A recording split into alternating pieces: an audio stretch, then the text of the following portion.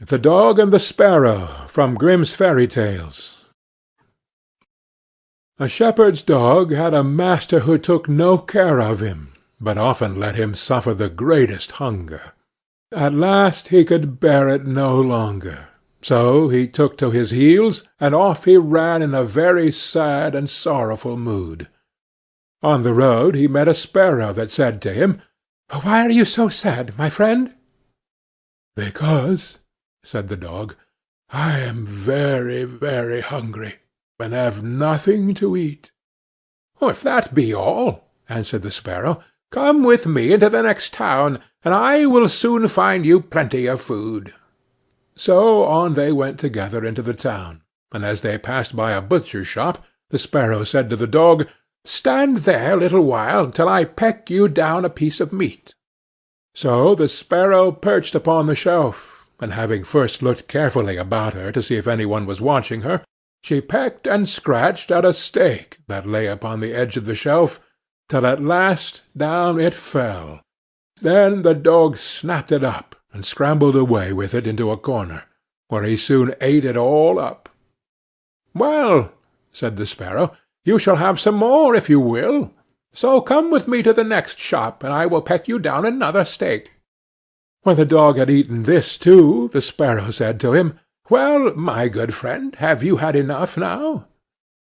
"I have had plenty of meat," answered he, "but I should like to have a piece of bread to eat after it." "Come with me, then," said the sparrow, "and you shall have that too."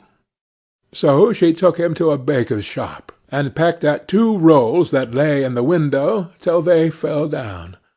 And as the dog still wished for more, she took him to another shop, and pecked down some more for him. When that was eaten, the sparrow asked him whether he had had enough now. "Yes," said he, "and now let us take a walk a little way out of the town."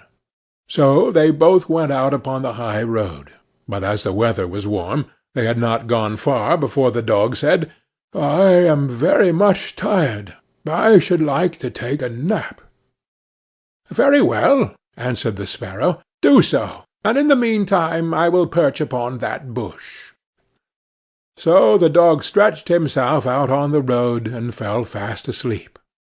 Whilst he slept, there came by a carter, with a cart drawn by 3 horses, and loaded with 2 casks of wine.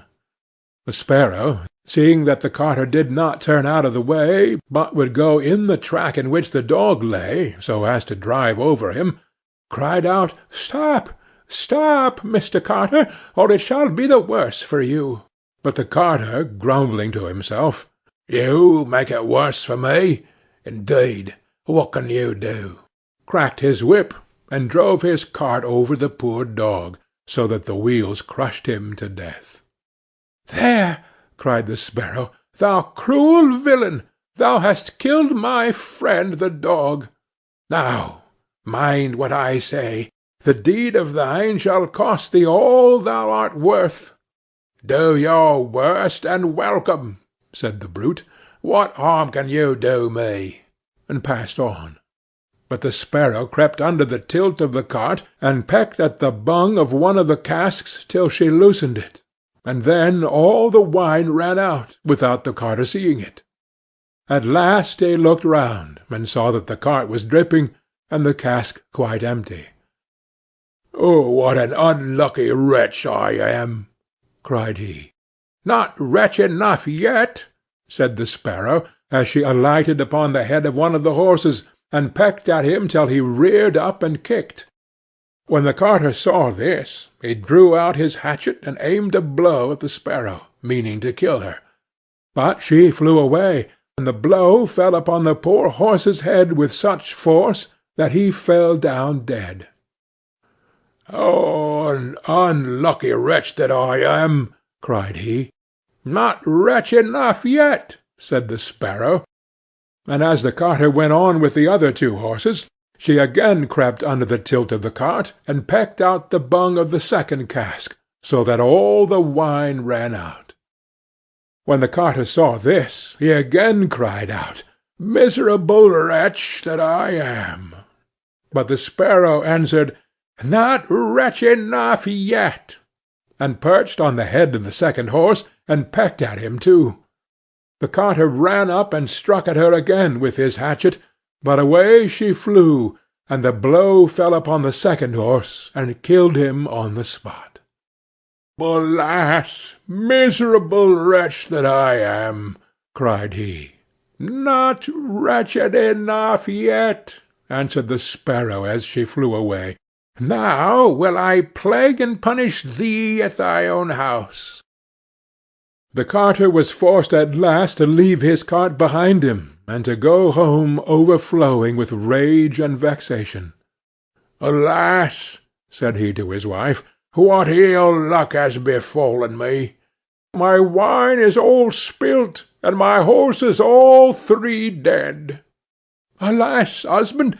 replied she, "and a wicked bird has come into the house, and has brought with her all the birds in the world, I am sure, and they have fallen upon our corn in the loft, and are eating it up at such a rate." Away ran the husband upstairs, and saw thousands of birds sitting upon the floor eating up his corn, with the sparrow in the midst of them. "Oh, unlucky wretch that I am!" cried the carter, for he saw that the corn was almost gone. "Not wretch enough yet," said the sparrow. "My cruelty shall cost thee thy life yet," and away she flew. The carter, seeing that he had thus lost all that he had, went down into his kitchen, and was still not sorry for what he had done, but sat himself angrily and sulkily in the chimney corner. But the sparrow sat on the outside of the window, and cried, "Carter, thy cruelty shall cost thee thy life." With that he jumped up in a rage, seized his hatchet, and threw it at the sparrow. But it missed her, and only broke the window. The sparrow now hopped in, perched upon the window-seat, and cried, "Carter, it shall cost thee thy life." Then he became mad and blind with rage, and struck the window-seat with such force that he cleft it in two, and as the sparrow flew from place to place, the carter and his wife were so furious that they broke all their furniture, glasses, chairs, benches, the table, and at last the walls, without touching the bird at all. In the end, however, they caught her, and the wife said, "Shall I kill her at once?" "No," cried he, "that is letting her off too easily. She shall die a much more cruel death. I will eat her." But the sparrow began to flutter about, and stretch out her neck, and cried, "Carter, it shall cost thee thy life yet." With that he could wait no longer, so he gave his wife the hatchet, and cried, "Wife, strike at the bird, and kill her in my hand." And the wife struck, but she missed her aim, and hit her husband on the head, so that he fell down dead. And the sparrow flew quietly home to her nest. End of The Dog and the Sparrow.